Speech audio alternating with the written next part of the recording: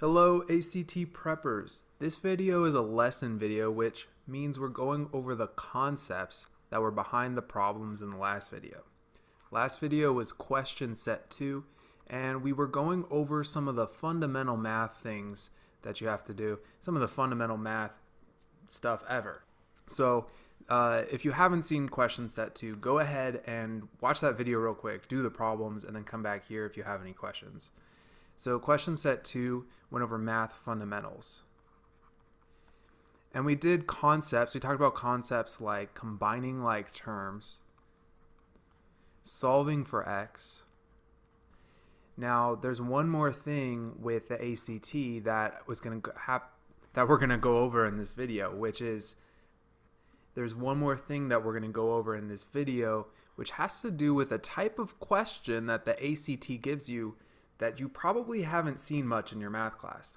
In other words, it's not going to deal with the math fundamentals as much as it's going to deal with your reasoning ability. And I'll show you what I mean when we get to the question for this one. Now let's go through the problems, let's kind of break it down and take a look at the different ways that we can approach them. So this was the first problem, and we said that it was a times b plus c minus d, and we said that, okay, we're going to combine like terms here. And of course, one of the first things we noticed is that these four terms are not like each other. They're all different, and so none of them can really be combined. We used the concept PEMDAS to do our order of operations. So we started with our parentheses, and we said that, all right, inside this set of parentheses, we have a c minus d. There's no exponents, there's no multiplication, but there is some addition and subtraction. So let's see if we can subtract these two terms. They simplify to just c minus d. We go back to our PEMDAS and we say, okay, what's the next set of parentheses? We have, and inside them we have a b with all this. So we have the b with all of this. Then the last thing that we saw for this this problem was this a, and it was being distributed in, right, is the property of distribution. So we made sure that with the property of distribution, we just make sure that we're multiplying terms together, multiplying the appropriate terms together. And we're making sure that the signs are the same. So I said a times b, they are positive, right? And they are two variables. So that's a, b, and they're positive, right? Then we said a times c is positive ac, and then we said a times negative d is minus ad. This problem was one of my favorites because it's like it's straight out of a textbook. There's no additional words up here. That's just straight up x squared minus 4x plus 3, parentheses, minus 3x squared minus 4x minus 3. So of course we're going to our PEMDAS right away, and we're saying, all right, let's do any parentheses. And so we check on the inside of each of these parentheses, and we see that they are already simplified. There are no like terms. One scenario that we could say, like hypothetically, is let's say this x squared was actually 5 squared, and then the rest was the same. 5 squared minus 4x plus 3. If we were given this problem, and you know this is all the same, if we were given this problem, we would say that, all right, we're going to do our parentheses. Let's see what we can do inside of here. Well, we have an exponent, 5 squared, and we can simplify that. That becomes 25. Okay, no more exponents in here, so I can go on to multiplication and division. In fact, I'm going to write everything out too while I'm at it. Is there any multiplication and division going on in here? There's a 4 times an x, but that's simplified. So we can move on to addition and subtraction. It looks like we have common terms to add. 25 plus 3 is 28 minus 4x. So you see how that PEMDAS factors in, right? We can go all the way back to the beginning though. Let's focus on our distribution here with this negative. So we're subtracting this whole term, so we will distribute the negative into each of these individual terms, right? Okay, so negative times 3x squared is negative 3x squared. Then we get a positive 4x and a positive 3. Now, this negative can be represented as a negative 1. And so we could say, we could rewrite this whole thing up here as negative 1 times 3x squared minus 4x minus 3. So we got the signs, right? We already dealt with all the signs. But we wanted to make sure that this 1 is being multiplied by the appropriate terms too, right? So 1 is being multiplied by 3x squared. That becomes a negative 3x squared. That 1 doesn't change what's going on right here. If, however, we had something like negative x, so completely different color here, if we had negative x times 3x squared minus 4x, minus 3, we would distribute this into each of these terms. So it would be negative 3x cubed, and then plus 4x squared, and then it would be plus 3x, right? Okay, so we're just making sure that our distribution skills are top-notch, ready to go for the test. Once we have our distribution done, we saw that we just combine like terms. So that x squared, that x squared, this minus 3x squared becomes negative 2x squared. Those canceled out, the 4x's, and those added up to plus 6. You saw that in the last video. Okay, this problem, we're plugging things in. We're using the property of substitution. So it said, let's get on the right layer. So it said x equals negative 5. What is the value of x squared minus 1 over x plus 1? Value of substitution, property of substitution rather, is very, very important. So let's break it down. It said x is equal to negative 5. So whenever I see an x, I'm just going to switch it in with a negative 5. So let's do that right now. And this is what I did in the last video as well. I just negative 5 squared minus 1, negative 5 plus 1. So again, this is the property of substitution. Substitution. So we're going to our PEMDAS again. You know, PEMDAS always helps us simplify all of our equations. We're going to start with parentheses. We do have a set of parentheses right here, but everything is simplified. Minus 5 is just a minus 5. There's not being added to anything, not being multiplied by anything. So then we go to our exponents. We have an exponent up here, so let's simplify a negative 5 squared. That becomes 25. Now I'm going to rewrite everything else before I move on, just so my workspace is very clear. I go into multiplication and division, and there's nothing being multiplied or divided by, so I can go on to addition and subtraction. I'm subtracting 2 terms up here, that becomes 24, and I'm adding 2 terms down here, which becomes negative 4.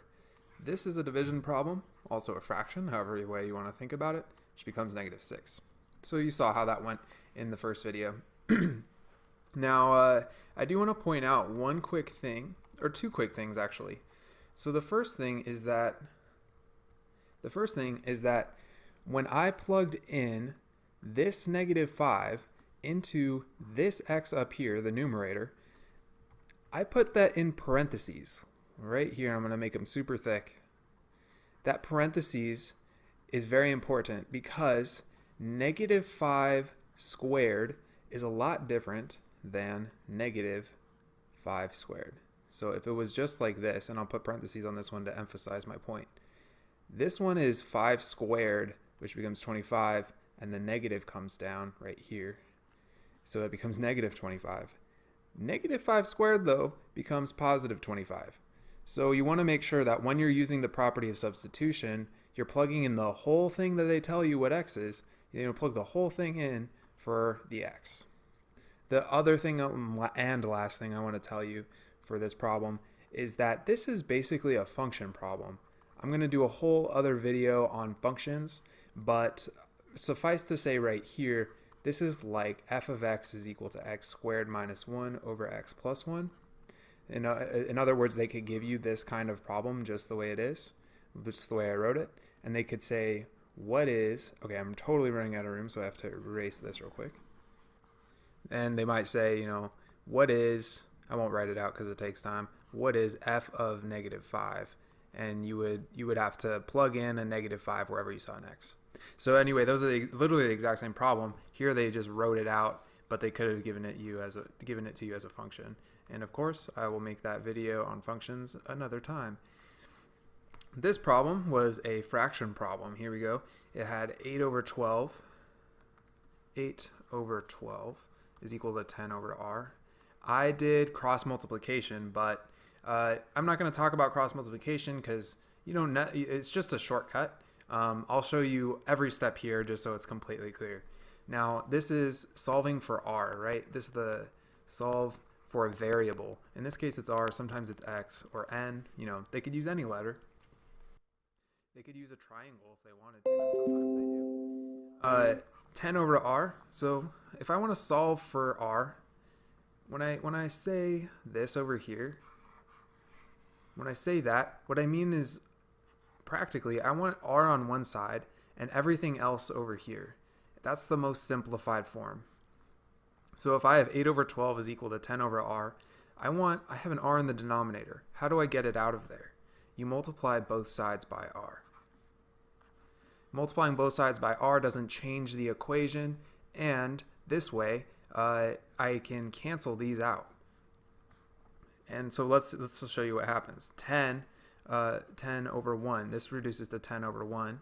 It's equal to 8r, I'll put 8 over 12 times r, and I can put it in the numerator. I could also put it as 8 over 12 times r, something like that, but I'm going to put it in the numerator just because that's where I personally like to keep it. I noted in the video as well that we can reduce this fraction, 8 over 12. So I'm going to divide both the top and bottom by 4. Again, I'm not changing the fraction, I'm just reducing it. That becomes 2 over 3. So that's 2 over 3r is equal to 10 over 1. Now from here, I want to, again, my goal is to get r by itself. So I'm going to multiply by the reciprocal, 3 over 2. Because check this out, when I multiply by the reciprocal, this 3 cancels out with that 3, and this 2 cancels out with that 2. And I'm left with just r over here. So 10 times 3 becomes 30. 1 times 2 becomes 2. So r is equal to 15. And we got our answer. One quick note, if you've forgotten your fractions, your fraction rules, if you're multiplying fractions like this, 10 over 1 times 3 over 2, you just multiply across. It's the most beautiful, easy thing, most intuitive thing ever. It's 30 over 2, and that's, 15. If, however, we were dividing, and now we're doing, now we've completely breached from the problem. If we're dividing 10 over 1, 10 over 1 divided by 3 over 2, what you do is you take this number, you find the reciprocal, which means you just flip it. You flip the numerator and denominator, and you then multiply. So you multiply that times 10 over 1. So 10 times 2/3 is 20 over 3. This problem, I demonstrated the process, I think, pretty clearly. We were finding the common denominator, and the process was to say, like, does 2 go into 15? No. So I have to find the next multiple of 15, which is 30, and then keep asking that question until I find one that all 3 go into. So I want to show you just the process for finding the least common denominator in the fastest way possible. So, oops, that's a B. That wants that to be a 3. So let's find the fastest way possible, because this is definitely a common question that they could give you almost verbatim on the test. Now, a over 2 plus b over 3. Let me demonstrate first by making a mistake. So my mistake is going to choose 3 and ask, does 3 go into 2? And the answer to that is no. So I go to the next thing. I ask myself the question, does 3 go into 4? No. So I have to find the next multiple, which is 6. And then I say, does 3 go into 6? And I say yes. So that was a longer way of finding the problem, because it took me 3 checks. I had to check it 3 times. Conversely, if I chose 3 as my reference point and I said, does 2 go into 3? No. So I go up to the next multiple of 3. I go up to 6. Do I say, does 2 go into 6? Is the next thing I would ask. And the answer is yes. So I found my least common denominator. how many times did I have to check this time? I only had to check twice, as opposed to 3 times the other way around. So building up to, if it's not clear, is that you must choose, or you should choose, the largest number to be your reference point. In this problem, I chose 15 because it was the largest number, and that led to going through the iterations, checking 1, 2, 3, 4, 5 times. I had to go through 5 iterations to find the answer. Just imagine if I had used 9 or 3. I would have had to probably use like 10 iterations or like 30 times to get to the right answer. This question, I think, is that ACT question. I mentioned it at the beginning of the video that the ACT sometimes tests your reasoning ability much more than your math ability. Let me show you what I mean. What number, so I'm going to put x, can you add? So we're adding it to the numerator. The numerator of what fraction? 7/9. So 7 is the numerator. And then we're adding it to the denominator as well. So I'm going to say x plus 9 because 9 is the denominator and it's a fraction. And then it says to get 1/2. Okay, so I've set up my equation. Now I had to pay attention to each of these details, and the reason why I'm pointing that out is because the ACT, these reasoning type questions are basically solved by paying attention to the details. And just a heads up, this is true actually for every section. It's true for English, it's true for reading, the reading section, and science, as well as math. So every section has questions like this where you're required to just use your purely look at the details and come up with your answer, which is something that I don't think many people know going into these tests. So anyway, I also said that this problem was not really using your math skills. Now, obviously, once you're at this point, you use PEMDAS, you solve for x, you're doing all the same things, you're multiplying, dividing, adding, subtracting. But before we got to this point, before we got here, in other words, when we were reading the question, it would be so easy for someone to say 7/9. What number can you add to the numerator and denominator of 7/9 to get to 1/2? And if you set the question up like this, then you would obviously get the wrong answer. I wanted to pull this problem out and emphasize it and talk about finding the details, being able to set up the question using your reasoning ability, and also that this is the kind of thing that'll show up throughout the test. And just to show you how to approach it, and obviously because it comes up over and over, we'll go over many more examples in the future. This last question was 3 3/5, so we had the mixed numbers. 3 3/5 is equal to x plus 2 2/3. And let's see, so 2 2/3, and we're just subtracting. Again, we want to solve for a variable. That is the critical skill here. So we're subtracting 2 2/3, and we get x is equal to 3 3/5 minus 2 2/3. And I demonstrated to you how to find the improper fraction. You multiply the whole number times the denominator to get 15, because you have like 3 sets of 5. You have 3 sets of 5, and you have 3 little parts left over, so you add those to that, and then you just put that all over 5. Anyway, that was 18/5 minus. I already showed you how to do it that way in the first video, so I'm going to show you a different way here. Here I'm going to subtract the whole numbers, so I get 1, and then I'm going to add that to the result of subtracting the fractions. And it kind of makes sense because you're subtracting this thing from this thing, so how about we just break it into parts? Subtract this, subtract this, subtract this, and subtract this, and then add those two results. So that was 3/5 minus 2/3, and we have to find a common denominator, which is 15 in this case. And this one I had to multiply by 3/3, so I got 9. This one I had to multiply by 5/5, so I get 10, subtracting them. So this, I'm going to move it over here, becomes -1/15. But I'm adding it to 1. So 1 plus 1 over negative 1 over 15 is 14 over 15, which was our answer. All right.